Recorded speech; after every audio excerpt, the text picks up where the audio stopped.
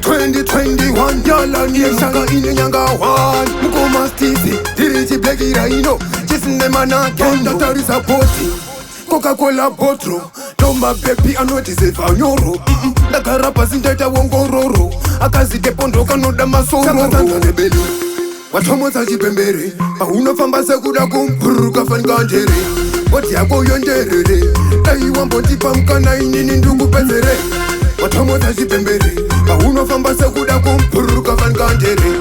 Wati yako yonderere Dai wambotipa mkana inini ndugu pezere Jika laika Wakanaka wasiana na malaika Paunofamba waka wanda vanopanika Vanobaika vamwe vanoshaika Asi ukandipa mukanando kusara pinzi Ndokupa vanatuma twinzi Ndokuita zvausa twaitwa sinzi Ndokuratsa ndiri chao Faninga sakatanda nebelu Wadhomotsa Chipembere Paunofamba sekuda kumpuruka faninga njere Wati yako yonderere Dai wambotipa mkana inini ndukupezere Wadhomotsa Chipembere Paunofamba sekuda kumpuruka fanganjere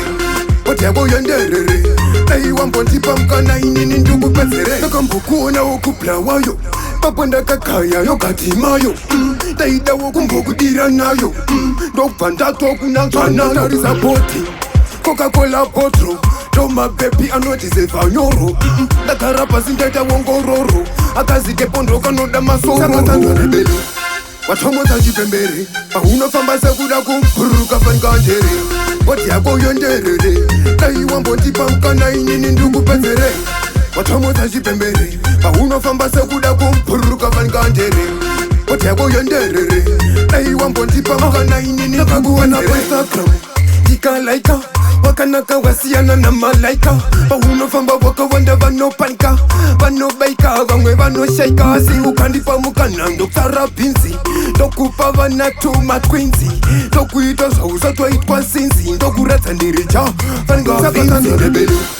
Wadhomotsa Chipembere Paunofamba sekuda kumpuruka faninga njere Wati yako yonderere Dai wambotipa mkana inini ndukupezere